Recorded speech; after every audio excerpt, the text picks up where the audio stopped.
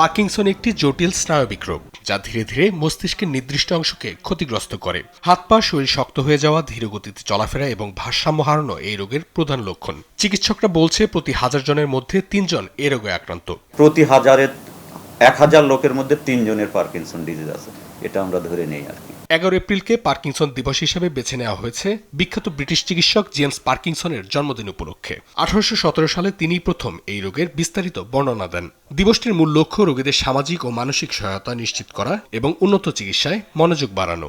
এটা সম্পর্কে সাধারণ মানুষ একটু কম জানা অন্য অসুখের তুলনায়। যদি কোনো বয়স্ক লোকের হাত পা কাঁপে, চলাচলের গতি ধীর হয়ে যায় এবং চলার সময় দেখা যায় যে সামনের দিকে একটু কুঁজো হয়ে হাঁটে, তাহলে আমরা ধারণা করতে পারি যে তার পার্কিনসন ডিজিজ হয়েছে। চিকিৎসকরা বলছে পার্কিনসন এখনো সম্পূর্ণ নিরাময়যোগ্য না হলেও সঠিক চিকিৎসা ও নিয়মিত ব্যায়ামের মাধ্যমে এটি নিয়ন্ত্রণে রাখা সম্ভব। এই রোগে আক্রান্ত হলে ভয় পাওয়ার কিছু নেই, চিকিৎসা নিতে হবে এবং নিয়মিত চিকিৎসা নিলে রোগী ভালো থাকবে। দিবসটি উপলক্ষে রাজধানীর আগারগাঁওয়ে আলোচনা সভার আয়োজন করা হয়।